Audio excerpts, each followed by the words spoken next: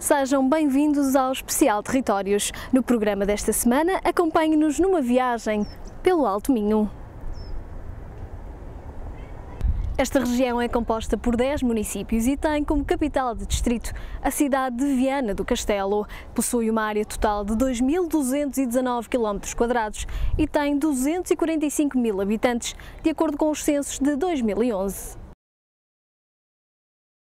De entre os 10 municípios do Alto Minho, o desemprego é a situação que mais preocupa os autarcas, pois no total há 12.893 desempregados na região. Os números de 2011 não são os melhores e Viana do Castelo registrou uma média anual de 43% de desempregados de entre a população ativa. Vila Nova de Cerveira ficou nos 3%, Arcos de Oldevez registrou 8% de desemprego e Caminha 7%. Já Melgaço é o município com a menor taxa de desemprego da região, com apenas 1%. Monção tem 5% da população desempregada, Paredes de Coura 4% e Ponta Barca também 5%. Em Ponte Lima os valores sobem para 18% e Valença registra uma taxa de 6%. Apesar da falta de trabalho, o Alto Minho tem conseguido usufruir de vários programas de financiamento. Por exemplo, o Centro Cultural do Alto Minho é uma obra avaliada em 13 milhões de euros. Na Escola Superior de Desporto de Melgaço estão a ser investidos 4,5 milhões e nos 28 centros escolares da região gastou-se 56 milhões de euros. No ciclo urbano da água, os custos ascenderam aos 28 milhões e para melhorar a mobilidade territorial gastaram-se 19 milhões de euros. O Alto Minho possui um mercado de proximidade de mais de 3 milhões de pessoas a menos de 60 minutos, abrangendo a área metropolitana do Porto, o eixo urbano de Braga-Guimarães e ainda a área metropolitana de Vigo. E para estas ligações possui uma rede de infraestruturas rodoviárias que atravessa a região. A A3 liga as áreas do Porto e Braga à Galiza, a A27 que se desenvolve ao longo do Rio Lima, garantindo o acesso ao interior, e a A28 que faz a ligação norte-sul junto à faixa litoral. Um território interligado com o resto do país e com forte posicionamento na Euro-região. A Comunidade Intermunicipal Minho-Lima foi criada em 2008 e, segundo António Rui Solheiro, presidente da Câmara de Melgaço, esta associação de municípios funciona em pleno graças ao consenso que existe entre os 10 autarcas e é a Comunidade Intermunicipal com maior taxa de execução do país. Defensor da regionalização, Rui Solheiro diz que a Comunidade Intermunicipal Minho-Lima é um exemplo de parceria e trabalho entre os autarcas, mas para a região poder beneficiar ainda mais dos fundos comunitários e promover o desenvolvimento económico, era necessário que houvesse mais envolvimento dos agentes locais nas decisões do Governo. O país está agora a negociar o próximo quadro comunitário 2014-2020. Infelizmente as autarquias não estão a ser envolvidas na preparação desse quadro como deveriam estar e como orientações da União Europeia nesse sentido. Mas espero que venham a ser envolvidas e que se consigam contratos de execução em áreas específicas de investimento que sirvam para o desenvolvimento económico desta região.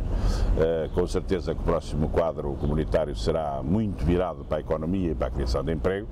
Está uma boa altura para se definirem, contratualizando, definindo objetivos, monitorizando a execução desses programas, mas envolvendo as regiões, neste caso as sub-regiões, não só as autarquias, as entidades públicas, mas a iniciativa privada, os agentes económicos e conseguir gerir mais próximo dos problemas o próximo quadro comunitário.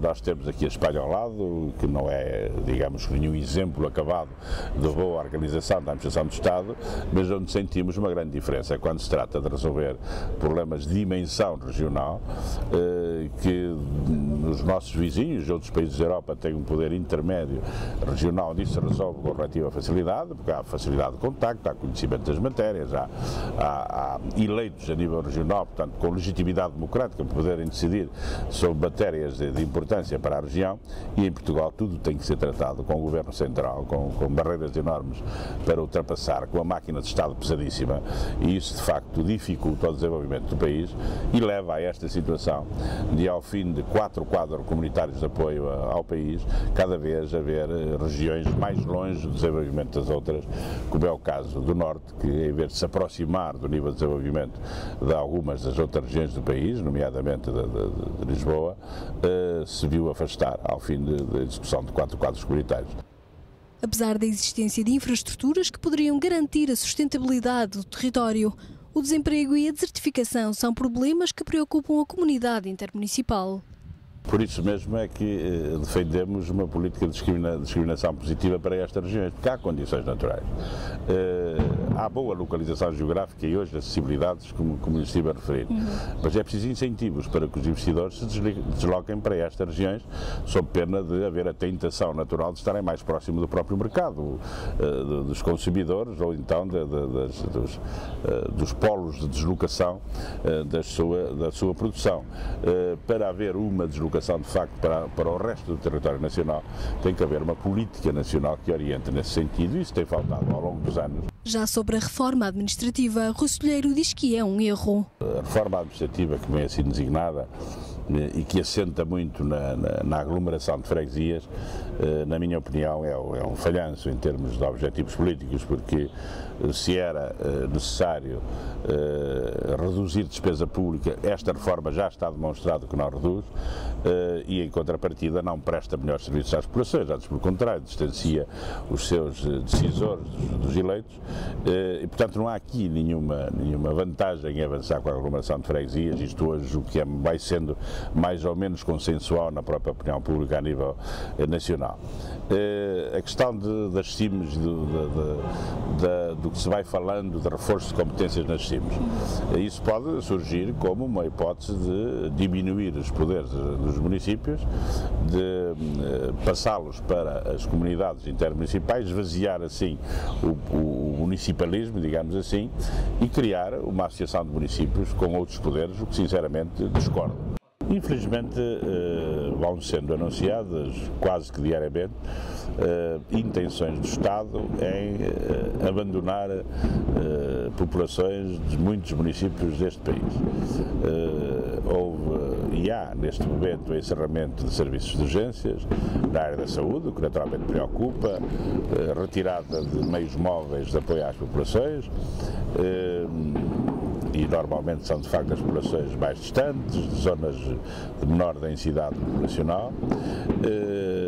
Estão agora com um projeto de encerramento de tribunais, também procurando retirar a justiça de proximidade junto das pessoas, que não se entende com bons edifícios de tribunal, e temos uns 50 metros nós a funcionar bem, a prestar serviços permanentes à população da região, e com um serviço de proximidade, como deve ser a justiça, e agora por critérios muito pouco claros, porque os critérios que são definidos, na maior parte dos casos, nem levariam ao encerramento desses próprios tribunais.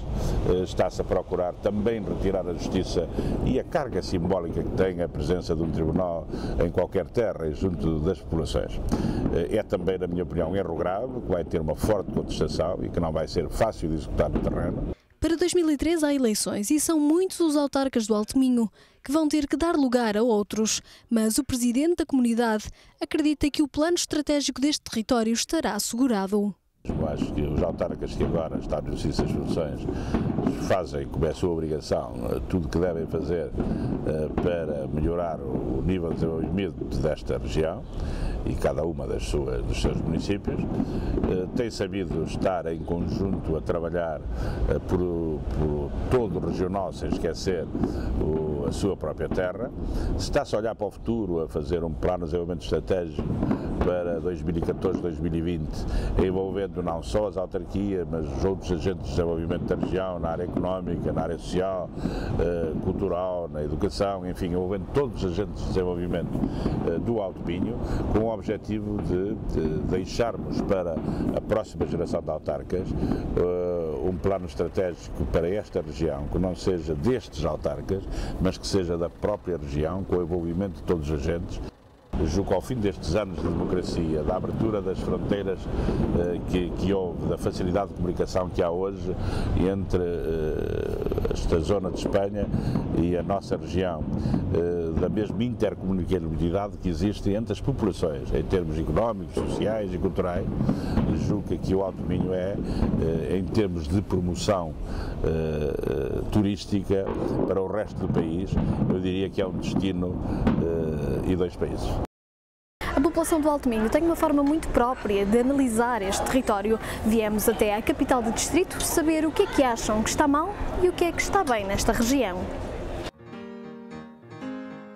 Toda a envolvência que nós temos, paisagens, tudo, esta praça, outras praças parecidas com esta, portanto, tudo que é natural aqui. Eu acho que está o clima de positivo, temos as praias aqui, que é que mais temos também na Zona Verde, e assim eu não vejo. As pessoas também são. As pessoas são muito educadas, são bonitas. No Alto Minho está tudo bem, tudo bem, eu para mim acho excelente, tudo bem, acho tudo bem. Paisagem, as pessoas acho que são hospitaleiras e o ambiente característico daqui do Alto Minho. Está com uma dinâmica incrível, a nível de atividades noturnas, música, folclore, tudo. Em relação a Viana do Castelo, gosto. Acho que vale a pena ir a Santa Luzia e verem a vista maravilhosa de lá. É dos distritos mais bonitos do país, com algum conhecimento de causa, conheço alguns, como diz o slogan que está para aí, quem bem gosta, quem ama fica, acho que está muito bem escolhida. E se as paisagens ricas do Alto Minho são um dos aspectos positivos da região, o desemprego é apontado como o flagelo deste território. Está muito mal, principalmente para os jovens. Não há emprego, não há nada. Para a terceira idade, falta de médicos por esse mundo fora. Está uma miséria. Criar mais emprego, mais desenvolvimento, para que as pessoas fixassem-se também cá no Alto Minho. Estamos abandonados. Não há empregos aqui. As poucas empresas que tínhamos, no caso dos estaleiros navais de Viana, estão abandonados, estão a pô-los ao... Enfim, está a cair. De resto não temos indústrias nenhumas.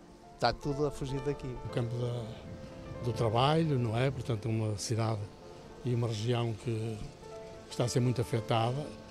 E acabar com os estaleiros de Viana do Castelo é um crime que muita gente vai ser responsabilizada mais tarde por isso. É muito complicado não ter trabalho no Alto Minho e ao mesmo tempo ainda termos que nos sujeitar a várias centenas de euros por mês a pagar para termos que nos deslocar ao Porto para trabalhar. Acho que neste momento esse é um dos grandes problemas do Alto Minho. Acho que está mal as acessibilidades porque favorecem muito umas localidades e desfavorecem outras. Enquanto que nos lados a afluência do público foi enorme e saiu da normalidade, noutros sítios passa-se exatamente o contrário. De entre os vários projetos levados a cabo pelas autarquias do Alto Minho e financiados em grande parte por fundos comunitários, há 2 que estão em destaque. Falamos do Centro Cultural do Alto Minho, uma obra que estará concluída no final deste ano, e do Centro de Mar, um projeto importante para o turismo náutico da região. O Centro Cultural de Viana do Castelo é um projeto muito importante. Ele integra-se na recuperação da frente ribeirinha da cidade.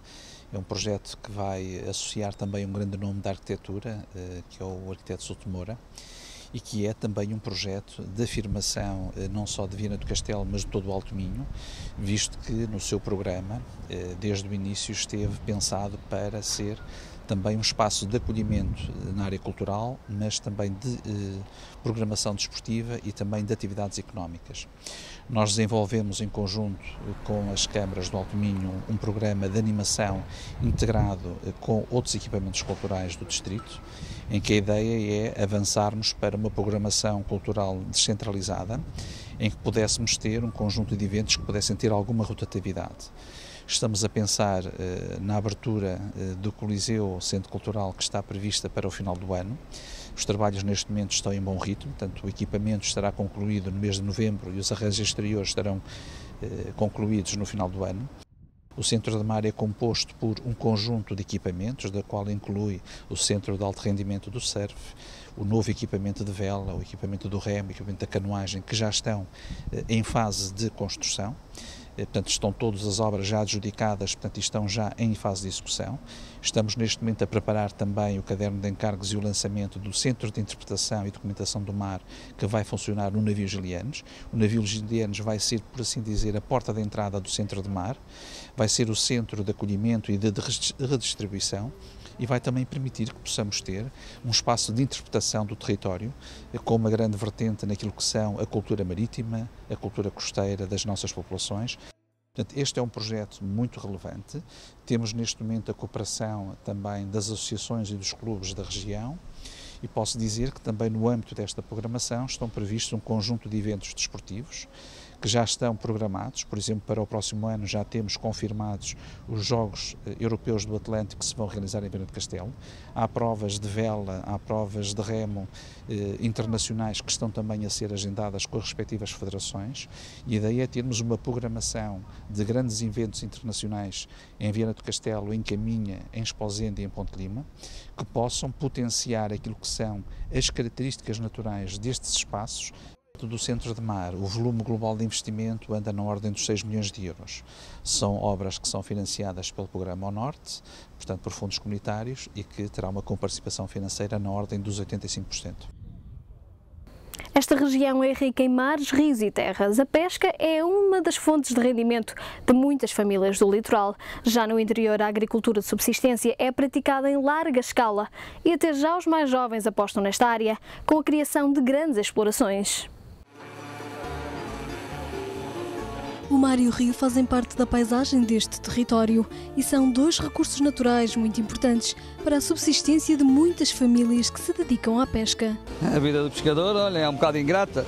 É assim, fomos a pé à meia-noite para ir para o mar, chegamos aqui às vezes está vento, ou o mar mexe, vamos embora para casa e está debaixo do vento. É a nossa obrigação para ganhar o ganha-pão. Há quantos anos é que é pescador? É fazer as contas desde 1979, de maio. É uma vida dura? É, dura e difícil. Mas é boa, compensa, às vezes compensa, é boa, é agradável, nestas épocas é agradável, não haja dúvida. As dificuldades são muitas, mas a paixão à pesca é mais forte para quem sempre se dedicou a esta profissão. Já muito mais, agora já não há tantos. Porquê? Porque não gostam da arte. Não sei, não gosto. E também não é uma coisa rentável para qualquer pessoa para sobreviver, não é muito famosa. Não digo que seja mais difícil, é capaz de ser mais dura. Derivado das artes que há, para o polvo e assim para outros. Mas quando é com o aparelho, que nós chamamos o troll, é uma maravilha, é bom. Sabe bem, é mesmo para a desportiva, neste tempo é para a desportiva, que é pena ganharmos pouco. É pena ganharmos pouco. Vem peixe daí de fora também para aqui, que é dessa cultura, que trazem também da Espanha assim, e também nos prejudica a nós, na nossa venda. O peixe, a fanecas, às vezes vão para retiradas e dão a cêntimos, e andam aí a vender os carrinhos a 4,5 € a 5 €, enquanto nós não vendemos nem a metade do preço desse dinheiro que eles compram na lota. Tive 10 anos na Alemanha e voltei para cá só por causa disto. Estive a trabalhar fora de restaurantes portugueses, também em Hamburgo. Vejo bem com saudades disto, vim para cá outra vez. Eu sempre andei ao mar e se fosse novo outra vez, ia para o mar outra vez, que eu gosto da pesca do mar. Já na agricultura, há quem se dedique a este setor unicamente para consumo próprio. Eu semeei 4 cestos de batatas e colhi 34. Boa produção, sem utilização de produtos químicos. Uma boa produção sem a utilização de produtos químicos. Deito apenas esterco natural e depois sachos e rego-os e depois colho-os. O cultivo do milho tem que se semear, tem que se sachar ou botar o produto para não sachar, depois tem que se regar, muitas vezes, que dá uma carga de trabalhos, tem que se mondar. E tem que, pronto, depois de estar a regar e mondar, depois é esperar que ele amadure para colher, depois cortar, depois levantar, depois folhar, depois fazer a moreia, depois atar a palha, Dá muito trabalho. Mas esta é também uma região onde mesmo os mais jovens já começam a apostar na agricultura com explorações maiores e até para exportação. Resolvemos criar uma empresa aqui nesta zona porque achamos que era uma zona ótima em termos agrícolas, por causa do clima. E tendo em conta ainda por cima que era um mundo rural, que não iríamos ter muitos problemas de mão de obra. Constituímos a empresa, mas no entanto só demos iniciatividade em 2006 porque entretanto metemos um projeto de investimento de jovens agricultores, ele foi aprovado, todos aqueles trâmites legais demora sempre algum tempo e portanto em 2006 é que efetivamente arrancamos. Começamos assim com pequenas produções, uma coisita aqui, uma coisita ali. E só mais recentemente é que aumentámos a capacidade produtiva. Trabalhamos com a revenda normal, né? As lojas, as empresas que fazem cabazes, mas essencialmente optamos por trabalhar muito com o consumidor final, através de cabazes entregues ao domicílio. As pessoas vêm aqui comprar diretamente à quinta. Nós fazemos neste momento 4 feiras de produtos biológicos. Temos entregas em várias zonas do país. A cultura tem um nicho natural de desenvolvimento no Alto Minho. A música e o teatro têm cativado cada vez mais a população e há projetos criados pelas autarquias, como por exemplo as Comédias do Minho ou o Centro Dramático de Viana. Mas para além do teatro, há concertos e festivais. E nos festivais é de destacar o Festival de Paredes de Cora, um dos principais do país. O projeto tem tido uma evolução bastante interessante, sobretudo quando a partir de 2007 é introduzida a função companhia de teatro, que é exatamente a função inicial das comédias, um projeto pedagógico que é criado de raiz em colaboração com os municípios e se acentua o trabalho comunitário. Portanto, no fundo, isto não é só uma companhia de teatro, é um projeto cultural que desenvolve esses 3 eixos de intervenção cultural muito centrada numa lógica de partindo do território, com o território, para o território do Val do Minho. Companhia de teatro, um projeto pedagógico e um projeto comunitário. Essa tripla intervenção, que não é só teatral, é artística, porque nós fazemos espetáculos de géneros muito diversos e abordamos linguagens artísticas diferentes, tem tido resultados muito interessantes porque acaba por envolver, no fundo, faixas da população que antes não tinham uma oferta cultural, nomeadamente o público escolar, que não tinha uma oferta cultural continuada ao nível da criação artística, e também as associações culturais do território com quem trabalhamos. Na área do teatro éramos assessorados pelo Teatro Noroeste, sediado em Viana do Castelo, mas que só fazia grandes produções e que só podiam ser representadas em espaços apropriados para isso mesmo, e só aqui em Paredes de Cora é que havia aqui na sede do Conselho este centro cultural. Mas depois, se queríamos levar o teatro às aldeias, não conseguimos. Fomos tentando ultrapassar todas estas dificuldades e conseguimos que as Comédias do Minho atingissem o gabarito que hoje atingem, que são reconhecidos a nível nacional. Alguns dos atores já foram representar no Teatro Dona Maria II, no Teatro Nacional, outros já foram, e se calhar os mesmos também, ao Porto, à Casa da Cultura, portanto, e mais do que isso, tem feito aqui pela nossa região representações diversas, muito boas, e que levaram aqui a população aqui, pelo menos estou a falar do nosso concelho, a população do nosso concelho hoje já não dispensa as Comédias do Minho, já sentem as Comédias do Minho como se fossem deles. Mas no âmbito da formação, quer de públicos, quer de novos atores, a aposta também é feita pelo Centro Dramático de Viana. Vamos ter o teatro para a juventude, vamos fazer os maias que vão começar a ensaiar já na segunda-feira, portanto após a estreia, já vamos começar a dar início aos ensaios dos maias, para fazermos também para as escolas e para o público escolar. Vamos também ter um trabalho no âmbito do Teatro Sénior, que é um projeto que nós queremos acarinhar, ou seja, já estou a falar de 2 componentes completamente diferentes a uma programação que se possa dizer regular ou funcional, porque já estamos a falar no campo da comunidade, que é outro projeto que eu quero abraçar, que é um centro dramático que obriga-se a ter esse trabalho direto com a comunidade. Portanto, o Teatro Sénior e o Teatro para as Escolas vão sendo pontos altos. No meio disto tudo também iremos todos os meses ter um espetáculo performativo que vai estar em vários espaços da cidade, como a biblioteca. Um centro que tem promovido o teatro em Viana do Castelo e que quer continuar a crescer e a trabalhar para a comunidade. Há 20 anos que o Festival de Paredes de Cora é uma das maiores afirmações do Alto Minho. Este é o festival que tem apresentado o maior número de bandas em primeira mão no país. É o festival que deu a conhecer à música nomes como Coldplay, Arcade Fire, a Queens of the Stone Age, enfim, uma série de bandas que a primeira vez que estiveram em Portugal foi aqui no festival. Portanto, queremos manter esse fator surpresa de lançamento de bandas, mas obviamente ter também alguns nomes confirmados. Alguns nomes confirmados no sentido de serem já nomes, grandes nomes sólidos, portanto que ajudem a dar um ar internacional ao cartaz. É um dos mais importantes eventos do Alto Minho e queremos que se mantenha, mas o Alto Minho já é pouco para nós. Na arte é a Bienal de Vila Nova de Cerveira, que reúne nomes sonantes das artes plásticas e que descobre novos génios. A Bienal de 2011 foi considerada uma das melhores. Temos aqui representados mais de 30 países, mais de 200 artistas, portanto, e penso que a qualidade também está acima, digamos, da média.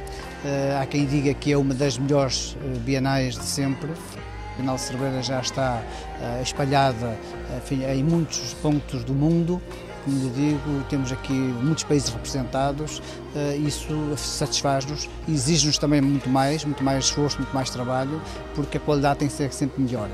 Eu penso que a Bienal de Cerveira, sobretudo para os jovens artistas e para conhecer um pouco da arte contemporânea, acho que é um local que se deve visitar e que mostra um pouco aquilo que se vai fazendo, enfim, na arte contemporânea, as novas tendências. De entre as muitas personalidades que se destacaram nas mais variadas áreas no Alto Minho, vamos falar-lhe de Germano Amorim. Foi jornalista, jurista e político, responsável por ter implementado a República em Arcos de Valdevez. Vamos falar-lhe também do Padre Himalaia, um cientista que em 1904 surpreendeu o mundo ao criar uma máquina que permitiu a utilização da energia solar. Germano José de Amorim nasceu a 7 de abril de 1880 na freguesia de Mazedo, em Monção, e por razões profissionais veio para Arcos de Valdevez, onde se destacou na política. Foi uma figura que se notabilizou na sua universidade, na Faculdade de Direito de Coimbra, onde concluiu a sua licenciatura, iniciando assim as suas primeiras atividades político-partidárias, ingressando no Partido Republicano, sendo uma pessoa claramente progressista, que tinha uma visão claramente à frente do seu tempo. Conseguia ter a possibilidade de trazer a discussão à liça e pensar o país, nomeadamente no que diz respeito à organização administrativa territorial nacional, nomeadamente no que respeita à regionalização, por exemplo. Era um defensor acérrimo dessa regionalização, ou seja, já vão quase 100 anos, e de 100 anos para cá a coisa mantém-se exatamente igual. E foi uma pessoa que ativamente sempre se empenhou no desempenho, depois dos seus cargos públicos, nessa mesma defesa desses valores, desses ideais. Ser um defensor das ideias e do ideário democrático republicano que desde a Primeira República tinha sido interrompido por esse ciclo ditatorial instaurado, obviamente que só poderia, um homem que continua a lutar pela defesa desses mesmos interesses da liberdade, da igualdade e da fraternidade entre pessoas e entre povos, foi convidado, obviamente, pela candidatura e pelo próprio General Humberto Delgado e viria a aceitar o desempenho dessas funções ativamente. Quanto à sua obra política, de destacar a instauração da luz elétrica em Arcos de Valdevez, que foi notável para o desenvolvimento do nosso município. Houve uma grande preocupação também com as pessoas que moravam nas freguesias, apesar de na altura os meios financeiros à disposição serem poucos.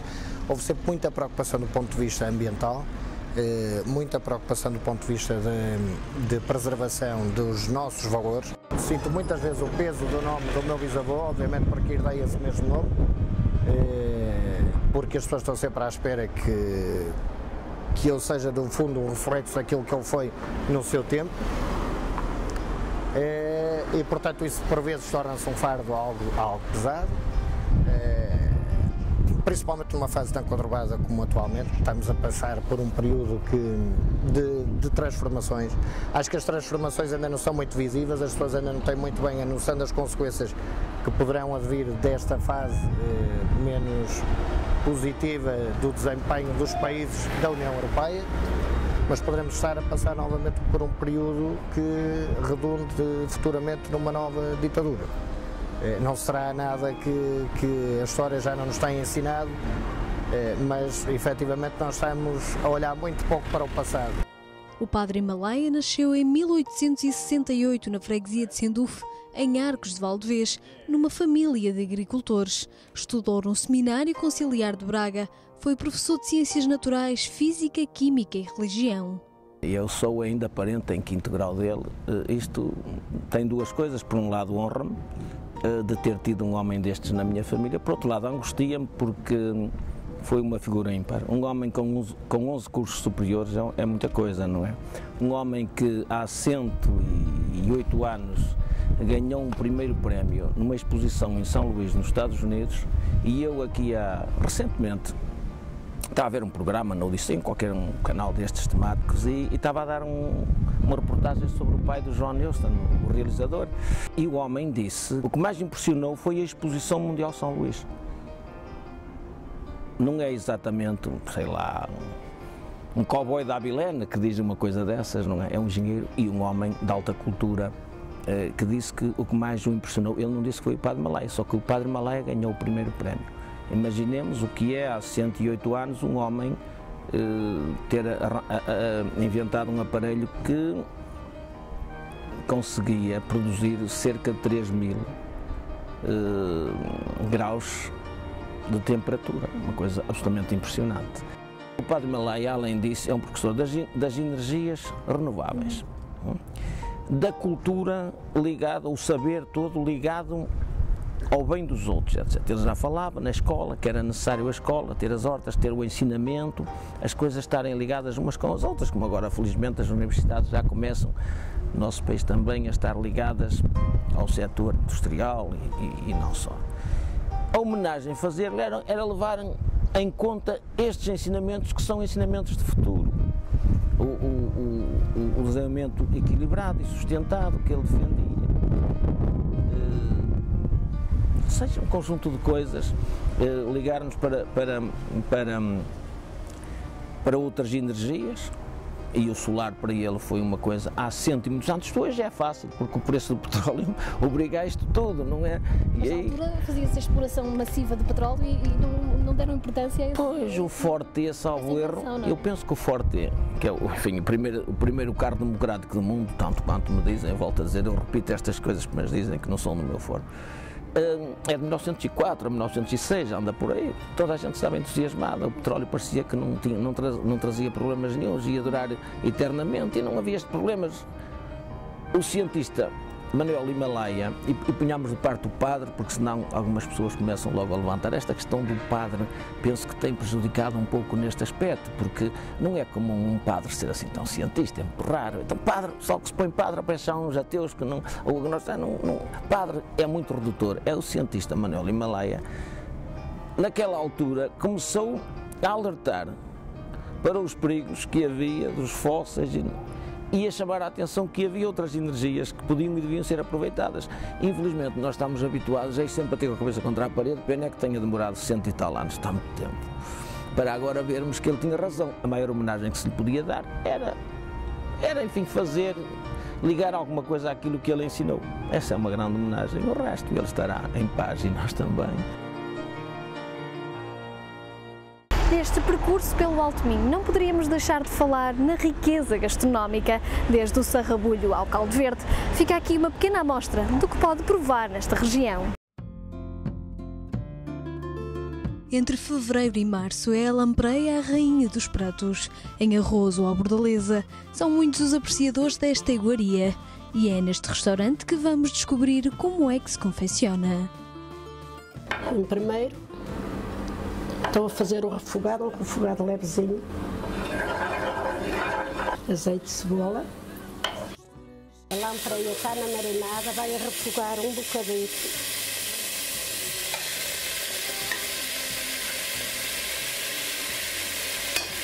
Um bocadito de caldo.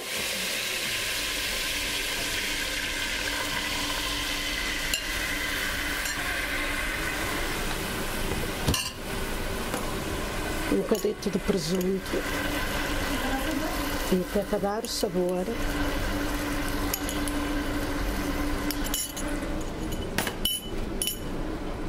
Dois cravinhos, um bocadito de alho.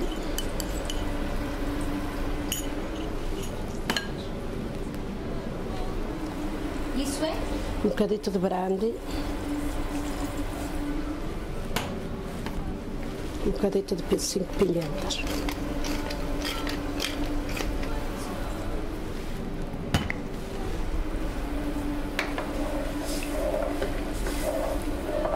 E agora quanto tempo é que tens de ficar aí a cozinhar? 5 minutinhos. 5 minutinhos. É rápido. É rápido. Já está cozido então? Está pronta a servir.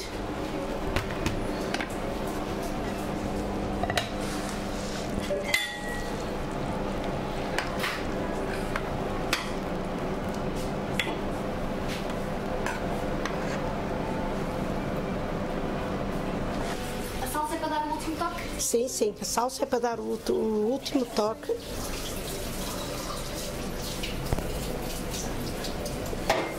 E agora sim está pronta a servir. E assim pronta a servir. De confecção cuidada para que nada falte a este prato típico, o sarrabulho continua a ser um atrativo para quem visita Ponte de Lima. É um prato que hoje é muito procurado. Não se pode, é um prato que não se pode tirar dos restaurantes porque é um prato muito procurado. É muito difícil de confeccionar, dá muito trabalho, como é que é? Conte-nos lá um bocadinho. Dá um bocadinho de trabalho. Portanto, isto é confeccionado, faz-se a água do sarrabulho, com o que leva colado, os ossinhos, a carne, a galinha, a cebola, o louro. Está aquela caldinha pronta, está cozido, esfia-se as carninhas de esfiar, esfia-se as carninhas. À medida que vai chegando o cliente, vai-se acabando de retirando daquela caldinha, 1 quilo de arroz, o que for, retira-se para outra panelinha e vai-se acabando. Deita-se o arroz, à medida da calda, primeiro o arroz, depois quando o arroz já estiver quase cozido, deita-se o sanguinho e o sumo de limão e os cominhos. Os rojõezinhos, arranja-se as batatinhas, e leva as batatinhas, os rojões, as belourinhas, a tripa, tem a costelinha, tem o fígado e as castanhinhas. Tudo que tem direito. Isto é um prato muito, muito bom. É 2 em 1. E o Minho tem agora o caldo verde como uma das 7 maravilhas nacionais. Tem uma confecção simples e com poucos ingredientes, faz-se uma das sopas mais consumidas. O caldo verde é sem dúvida uma das sopas que mais identifica o Minho. Colocamos uma panela ao lume com água, juntamos as batatas, a cebola,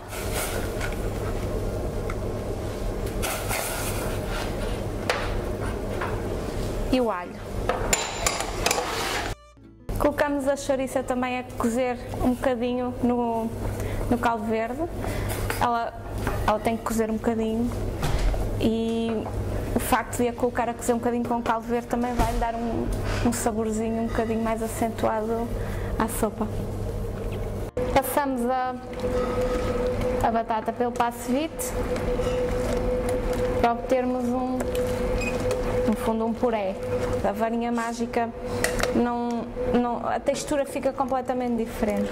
A textura que obtemos a passar o caldo verde pelo passo vite é muito melhor. Temos o caldo verde passado e agora é só adicionar a couve.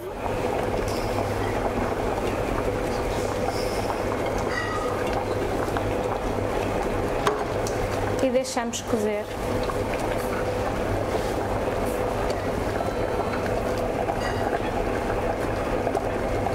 Ela coze muito rapidamente. Vamos então servir o caldo verde.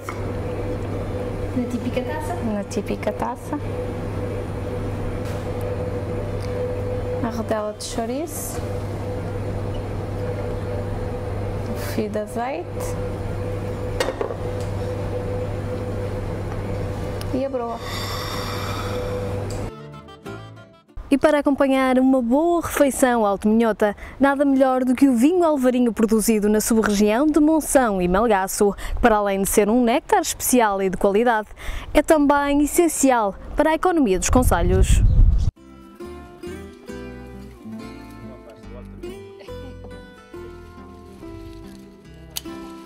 Fiquei sempre apaixonado pelos vinhos e fui dando sempre uma continuidade aos vinhos. No entanto, no ano 2000 resolvi ser produtor engarrafador. O fazer vinho é a coisa mais simples, mais fácil que pode passar pela intenção das pessoas.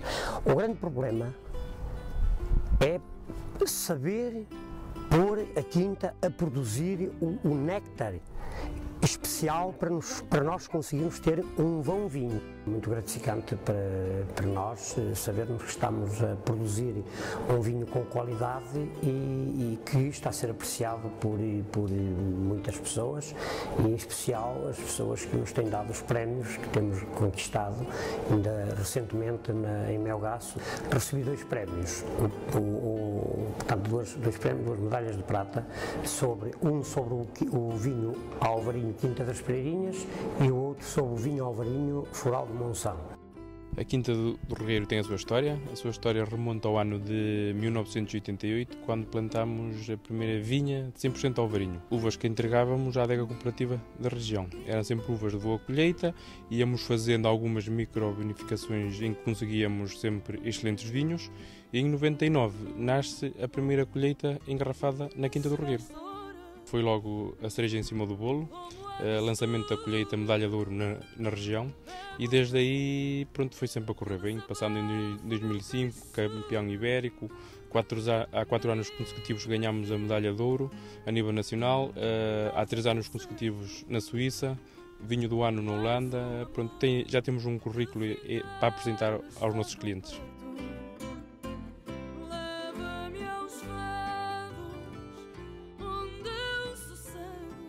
Foi um espaço criado para promover o vinho alvarinho de Monção, dos produtores de Monção. Estão aqui representados 14 produtores, não tem só o alvarinho tradicional, também tem os 6 monovariantais. Quando falo em monovariantais, falamos de espumantes, aguardentes, vinícolas e bagaceiros, e também os estagiados em casca de carvalho ou os alvarinhos a partir de colheitas selecionadas.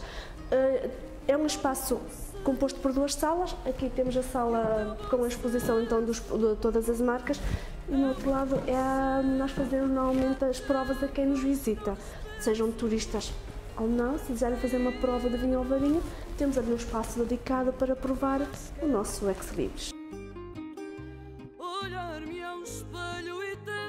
O solar do alvarinho surgiu em 1997, em agosto de 1997. Neste momento nós temos cerca de 30 marcas de alvarinho e mais ou menos o mesmo número de produtores de alvarinho. Foi um percurso feito ao longo destes últimos 20 anos muito interessante. O alvarinho, há 20 anos atrás, tinha 2, 3 marcas já conceituadas na altura, e efetivamente a partir desse período, ou desde então, efetivamente foi crescendo o número de produtores, foi crescendo a produção do alvarinho, foi-se diversificando o conjunto de produtos que o alvarinho vai permitindo que se faça, foi crescendo a qualidade, com a quantidade de produção de alvarinho foi crescendo a qualidade. Isso deve-se muito ao facto de os nossos produtores terem sabido apostar em conhecimento técnico, recrutar conhecimento técnico, enológico e outro, para que a produção ganhasse em qualidade e efetivamente se começasse a fazer um vinho que se tenha afirmado como um vinho de excelência. Arcos de Alvez, Ponte da Barca e Melgaço. Sabe o que é que estes 3 municípios têm em comum? Têm o Parque Nacional da Peneda Gerês, o único parque nacional do país. Acompanhe-nos agora numa viagem desde a serra até ao mar.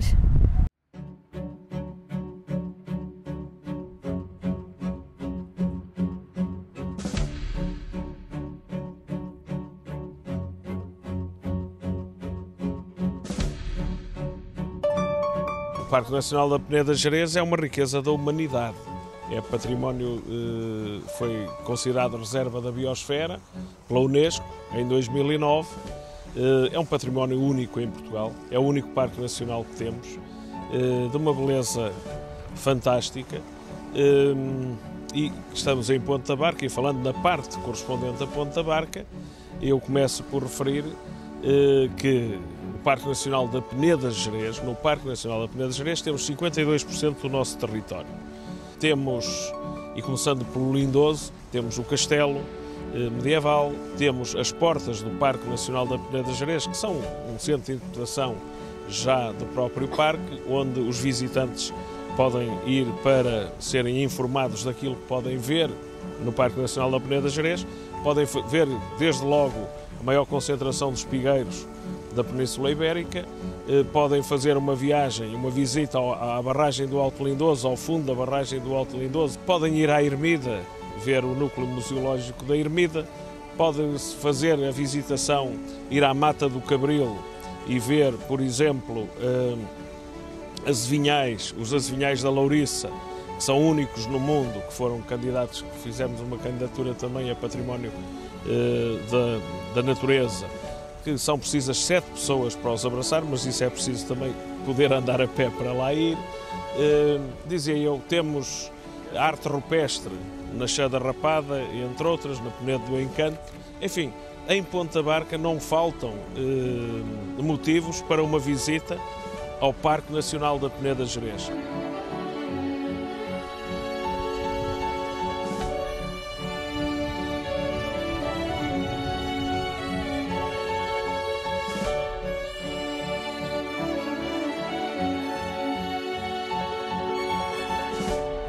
A partir da porta do museu, as pessoas podem explorar a própria porta, para começar, portanto, que tem muito que oferecer. Temos vários espaços diferentes, diversificados, desde a maquete que vocês conseguem ver aqui de trás, onde as pessoas conseguem perceber como é que funciona uma aldeia de montanha, desde a sua base até ao topo de montanha. Temos um parque escultórico. Vamos ter uma piscina que ainda não está terminada, temos uma área de miradouro, parque infantil. Para além disso, na porta do museu nós desenvolvemos uma série de atividades que podem ser pesquisadas através do nosso site da porta do museu. Temos atividades desde a educação ambiental diversas, com famílias, grupos, portanto conseguimos ter uma diversidade bastante ampla de ofertas. Na recepção, concretamente, damos tudo o que é informações relativamente ao território de Arcos de Valdevez em particular e do Parque Nacional na sua globalidade, sempre encaminhando para as outras portas, quando nos procuram com assuntos mais específicos e que nos parece que deveriam ser mais aprofundados pelos colegas das outras portas. Gosto é do verão, de passearmos. Desde sempre gosto da Praia de Moledo. Tenho os amigos e a família também gosta muito de vir para aqui. É um bom local para descansar? É um bom local para descansar. Recomenda então? Recomendo, vivamente, para quem gosta deste tipo de praia. Não é uma praia quente, eu acho que gosta-se de Moledo porque se gosta de Moledo. Estamos aqui de férias. O que é que eu trouxe até casa? Temos aqui casa, costumamos habitualmente no verão vir para aqui. É um bom local para descansar? Claro que sim. Tem mar, pinhal, monte, é bom. É um local onde se conjuga todo tipo de... Exatamente. Viemos de férias porque temos cá a casa de família, aqui perto. E aproveitar o E é costume ficar. O que é que mais gostam nesta praia? É o bom tempo, quando não tem vento, está-se aqui muito tempo e apanha-se boas ondas e o mar é bom. Desde os museus que perpetuam a história e as tradições até ao património edificado, como é o caso da Fortaleza de Valença, há todo um conjunto de locais que é indispensável visitar para quem vem ao Alto Minho.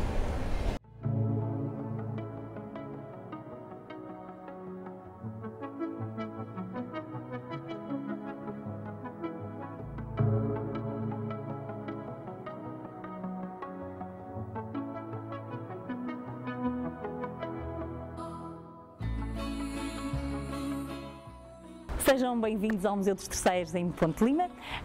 Este é um local mágico, é aqui que a história de Ponte Lima encerra muitas dos seus tesouros. Estamos, obviamente, à porta de um convento do século XV, que tem também uma ala do século XVIII. Este museu, que é um museu fundamentalmente de arte sacra, foi constituído nos anos 70, já deste século XX, mais propriamente, e resultou das obras de beneficiação da Igreja Matriz de Ponte Lima. Vamos entrar. Estamos na Igreja Conventual e atrás de mim estão algumas das pinturas que vieram precisamente da Igreja Matriz. Este museu surgiu de uma ideia do pároco na altura, que mais tarde vem a ser Bispo Auxiliar de Braga, que era o Dom Carlos Pinheiro. Surge então, como eu vos dizia há pouco, em 2001, a parceria entre o Instituto Limiano e a Câmara Municipal de Ponte Lima, para a reabilitação de todo o espaço, para o restauro, no fundo, deste monumento que é muito rico em termos de arte sacra, e também para o ter, enfim, com as novas funções museológicas que hoje em dia, obviamente, já são indiscutíveis.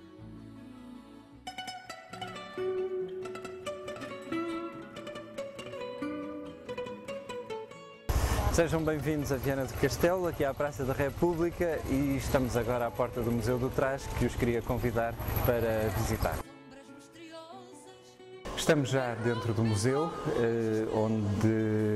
que funciona num antigo banco, que foi desde 1997 adaptado a museu. Nós aqui queremos mostrar o nosso traje, que é o traje mais conhecido de Portugal, o mais bonito e o mais alegre, e queremos mostrá-lo não só pela sua parte da alegria, mas também por aquilo que ele significou em todas as raparigas que ao longo do século XIX e do século XX o foram utilizando.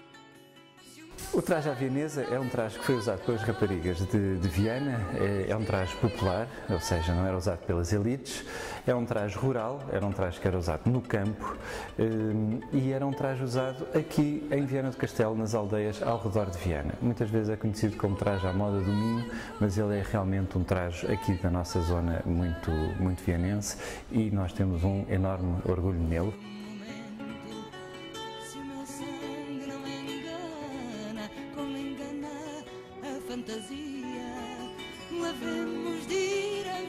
Símbolo daqui da cidade, é a coisa mais importante. Se não se vê a cidade de Viana do Castelo quando se vê Santa Luzia, não se vê a Viana.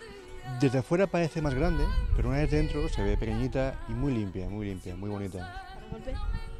Para volver, hombre, nos queda un poco lejos. Venimos de Barcelona, nos queda un poco lejos para volver, pero bueno, sí, para recomendarla.